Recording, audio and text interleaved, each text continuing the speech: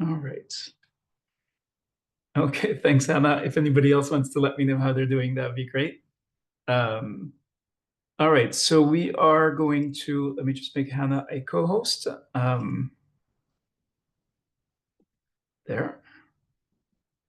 All right, so as you know, we're very pleased to confirm that that we have 75 focal points today, and that went up from 34, which is what we actually shared an article about that. And here now in this session, we're going to get into the practical aspects of what focal points can do. Whoever you are in your organization, we're also going to follow up as promised separately with the with the. Let me just make sure I can post a meeting in the a little message in the announcements.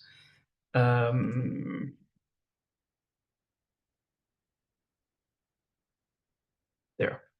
So we're very pleased now to announce that we have a new insights report. So this is the second insights report, and I'm going to share. Okay, and I hope Zia seems to be hearing me. All right, and Wendy has cannot hear anything. All right, so we hope you'll come back with us. Of course, the recording will be available on our YouTube channel as always. So, new insights report. So this one is called Children in Crisis: Communities of Care. How to get it? You can get both the first and the second insights report on the same link. We do ask that in order to share these, I'm going to share all of these links at once in the chat with everyone. You can go look at the reports now. You can, and then we're also excited to share that a course based on this report will soon be available on our Go platform. So we do have a lot of news and links and updates to share with you. We have some questions for you as well. So we'll be we'll be turning to you for that reason. I hope, Wendy, you're back. You can hear me now. So I'm just going to repost the links for Wendy, who just logged back in. Insights report available right now. We'll soon be making available a course based on this report so that you can actually engage with the content at your own pace. We'll be explaining very different from the peer learning exercise. So what's actually in this report? It's based on 24 case studies developed by you, because I believe everyone here is an alum. So, and I just want to ask Anna if you can post a reminder for the 4 p.m., 5 p.m. Kiev meeting in the Telegram channel for the leaders and partners. I just recycled the one from the previous week. So what's in the report? It's based on 24 case studies. So we selected 24 of the case studies developed in 2024. And of course, you have firsthand experiences with children in crisis. Remember that the first insights report was actually based on the let me just show myself as well.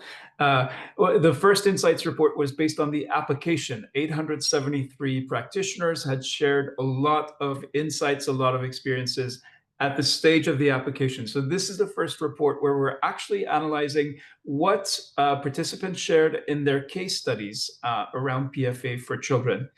So you can see all the things here. Stories of children's responses, getting very specific, getting very detailed, and hopefully very useful as well. We'll have more.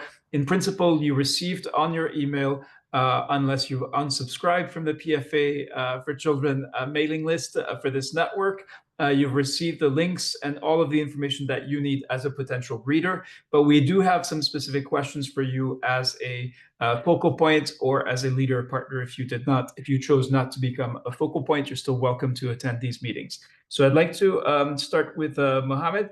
Then we'll go to Olesia, then Wendy, then Zia. Mohammed, wonderful to hear. I would love to hear from you. And you see 3 questions on your screen. Have you received and downloaded the new Insights report? It just came out last night, so if you haven't, that's fine. Have you shared it with your colleagues? And then on Tuesday, you'll receive a request for feedback on the report. Are you going to have time to answer? Even if you don't have time, can you remind your colleagues who might have received it either directly or because you recommended it? Hi everyone. Thank you, Rada, for this. No, Honestly, I didn't read it yet. As you said, we did receive it last night, and it was a very busy day today at the Icelandic Red Cross. So I will try to read it tomorrow as a maximum, and hopefully I will have a time for the feedback. Yes, I will, definitely. 11th Okay. of March is enough time for me. All right. Thank you. Thank you, Mohammed. Let's go to Zia. Zia, how are you doing? It's good to reconnect. It's good to be very often connected with you. How are you doing? And yeah, have you had a chance to look at the insights report yet? Yeah, thank you. Good afternoon to you as well. Yes, I have received it and downloaded. I am trying to read. It's 162 pages. I have not shared it with my colleagues because I did send it to her, but she was not well. I hope I can write a feedback. I plan to write a feedback on it. I will, Okay. colleagues. Thank you, Zia. And we know you, Mohammed, the other leaders and partners, Focal Points, you're the most dedicated in this PFA community, at least with respect to this program and your participation. So we really appreciate it.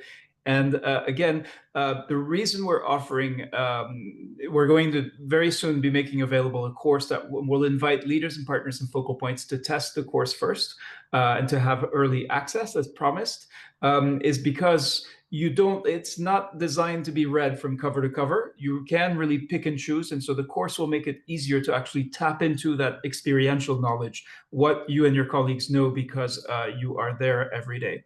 So next is just want to highlight also that there's a number of people from our community who work served as community reviewers. So that's Andras Elena, Anna Vrovek, Natalia Savelyeva, Olena Aruchanan, Olena Filipova, Victoria Mihova, and then one more, and Yulia Melnichenko. So I just want to acknowledge you alongside the guides on the side, and our team and the IFRC contributed to really making, reviewing this report and making sure it's useful to practitioners, and we're grateful for that.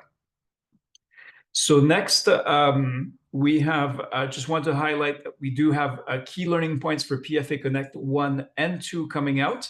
So this is the final version. So if you remember that PFA Connect is a learning cycle. So it starts on a Wednesday, then goes, then you have a series of steps in which participants in PFA Connect, including those who are not able to join the live session. So this is typically something that's hard to understand because we all think we sort of have to participate in the live session. But with PFA Connect, if you don't make it to the live session, you can still access the key learning points, input into them. You just get them a little bit later than people who are actually there.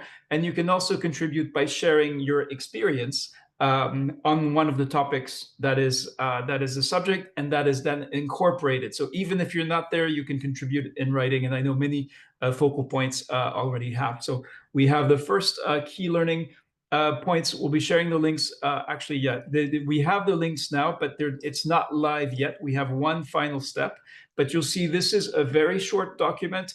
Each topic has basically one page, and on that page, you can see what the community came up with, had to say, and contributed. So this is the final output of a PFA Connect session. And again, it can benefit people who don't get involved in the process. They don't have time, or whatever the reason may be. And it's also, there's the full acknowledgements in there to acknowledge and recognize and honor the people who do make time. So that's the key learning for PFA Connect 1. We're going to try to keep this session short. So I think I'll keep the questions to the end, because we do actually have to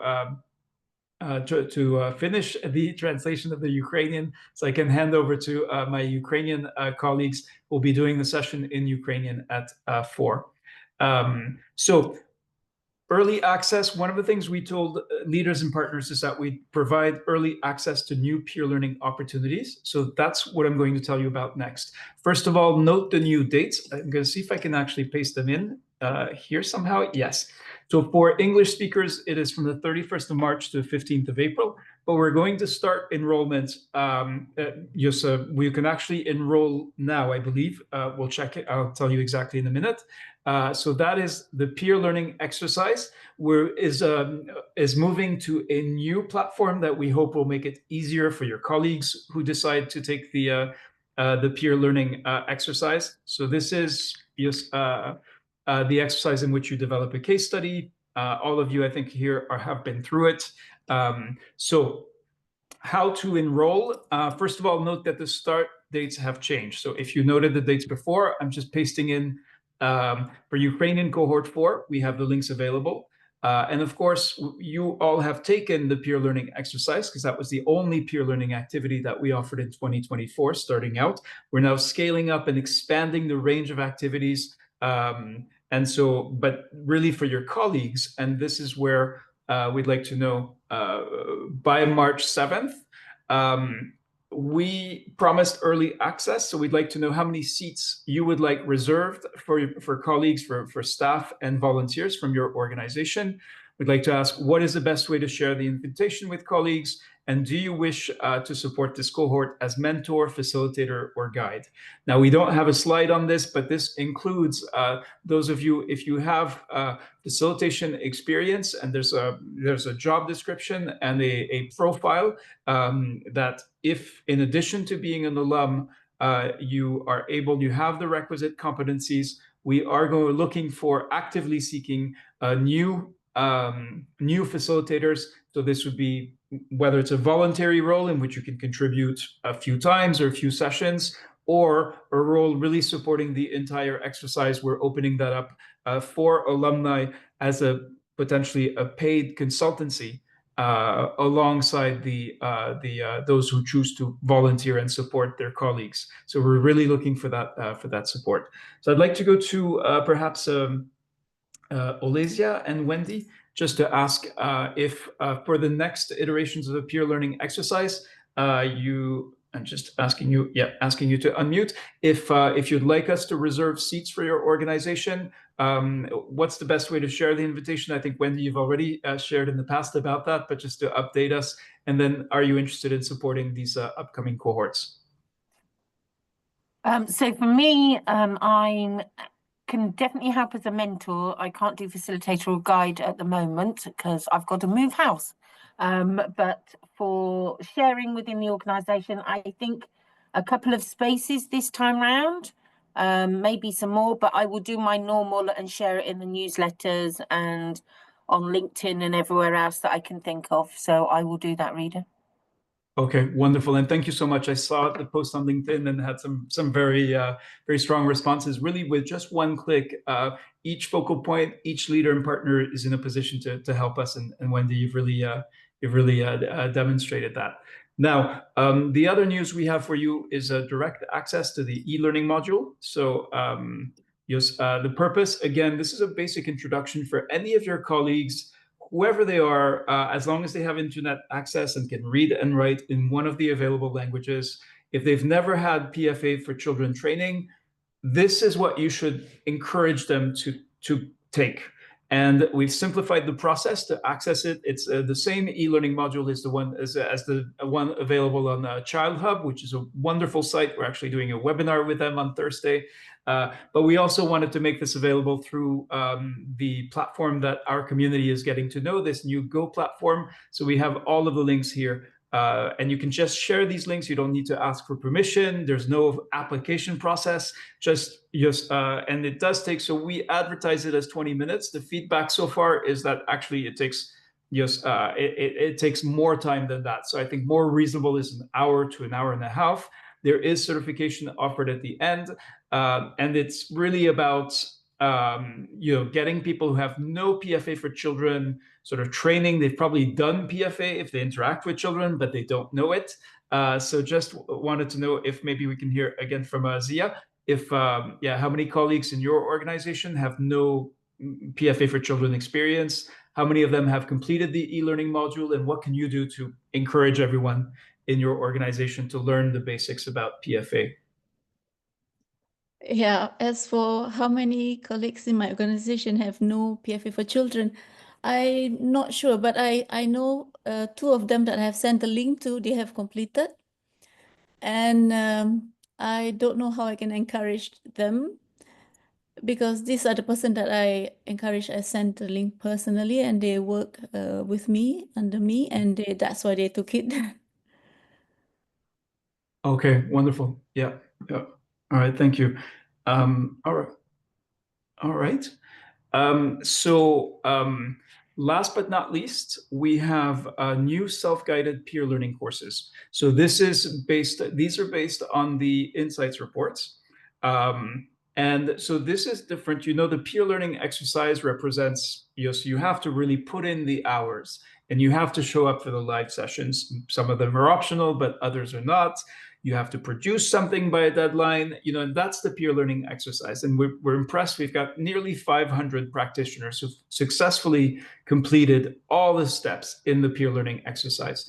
But we know that many other practitioners simply were not able to fit within that structure. So the new self-guided peer learning is based on the experiences shared in the program. So it's, for us, from our learning perspective, it's really powerful. You are learning from real world experiences of your colleagues. So it is different from a standard guidance.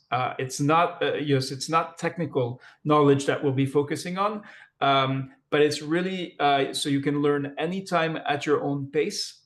There's no cohort, there's no live sessions, but there is a peer feedback component where whenever you take it, you want to make sure that there's somebody else on the platform who's going to be able to give you feedback. So that too, you can actually enroll for the English now, and they'll be starting on March the 6th, so starting this week. But you can actually enroll at any time, and as long as you finish by the 21st of March. Now, I'll tell you a secret. The reason we have a deadline as a 21st of March is because we know adult learners, if we tell them you can finish whenever you want, they never finish. So on the 22nd of March, we'll be asking anybody who hasn't successfully completed this module to give them another chance and to extend the deadline. So it is truly so you can learn at any time. It is also what we call micro learning. So you have modules that are so that can be done quite fast and completed quite quickly. Different from the e-learning module for those of you who have tried that. And the point is you can complete just one of the module within the course and earn a certificate. So a course, you can earn up to 6 certificates. I think we've shown this before. So for example, for experiences of children, caregivers, and helpers, we've got 6 modules. Each one of them, you can earn a 1-hour learning credit per module. We've got very rigorous specifications for what we're certifying. But you see, if you wanted to just study caregivers' experiences and reflect on the experiences shared by your colleagues, or you're most interested in supporting caregivers, whatever it may be, you can just open that section and work on that specific section. So 2 questions for you there. Will you take this? Would you take a course like this? And what's the best way for you to share the announcement with colleagues? So right now we have the English. You can enroll now. That should be done. That should be ready this week. And then the Ukrainian will be available within a few days if you have Ukrainian colleagues. So just wondering if maybe we're going to try Olesia again. Otherwise, we'll go back to Mohammed. If you think that Mohammed would like to know if you think this can be useful in your context, for people who are too busy, can't really take the peer learning exercise, but would still like to learn from their colleagues. I think it will be interesting to see how is the structure of this new. It's not a cohort, of course, and not a live session, but I'm really interested and curious to see how it is working. Does it require any specific time to spend on each session, or how is it? Since it is not a live session, I mean.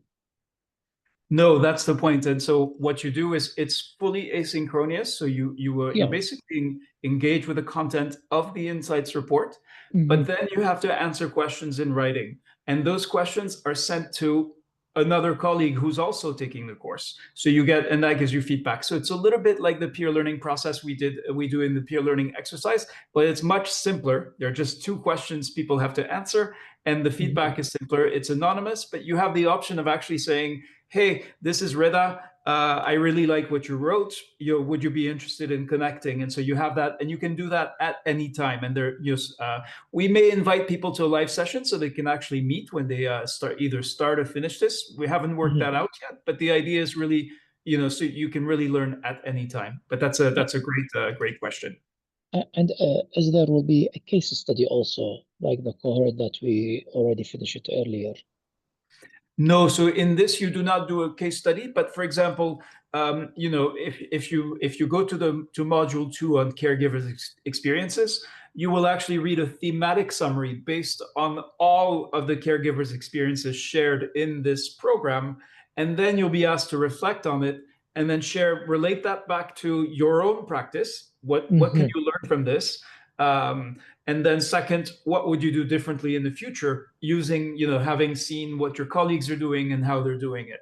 So but again, it's micro learning. So it's very short readings followed by 2 questions to really try to accommodate, as many people as we can. And so this is part of the launch of the Go platform. I hope I've answered your question. Yes, thank you. Thank you so much, Rida.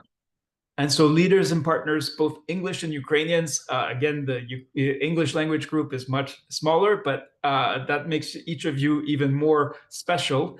You're the first to see this sort of new catalog. And what we're really looking at is a learning pathway for busy practitioners that complements the technical trainings offered by, say, the MHPSS Hub or by national societies, with this opportunity to really add the experiential learning component in different ways through the peer learning exercise, the e-learning module, and then these new what we're calling insights learning modules, such as the one on experiences of children, caregivers, and helpers.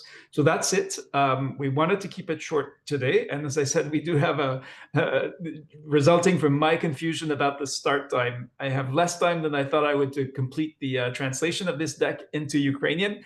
But the last thing next, partners and leaders meeting, so that will be on the 18th of March, and we'll be spending the full session on PFA measure. So this is a new instrument developed by a researcher within our team with support from our PFA practitioners and experts, and we'll be sharing it with you, showing you how the tool works. The idea is in line with the IASC standing committee recommendations to make sure that practitioners, in particular those at the local levels or those in fragile contexts, have something simple, a simple tool that they can use to actually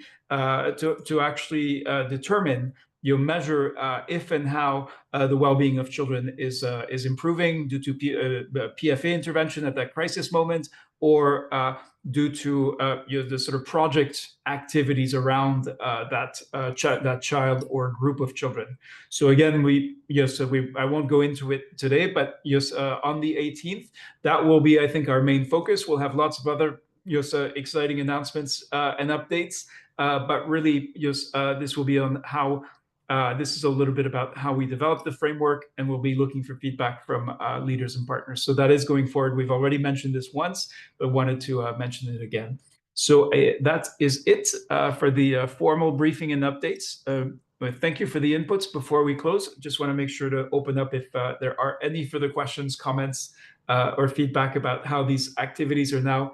We're now in 2024. We offered one activity. We focused on that to learn with you. And we were really impressed by the remarkable leadership and commitment. That's why we created this group, this kind of collective network of partners and leaders, and now focal points.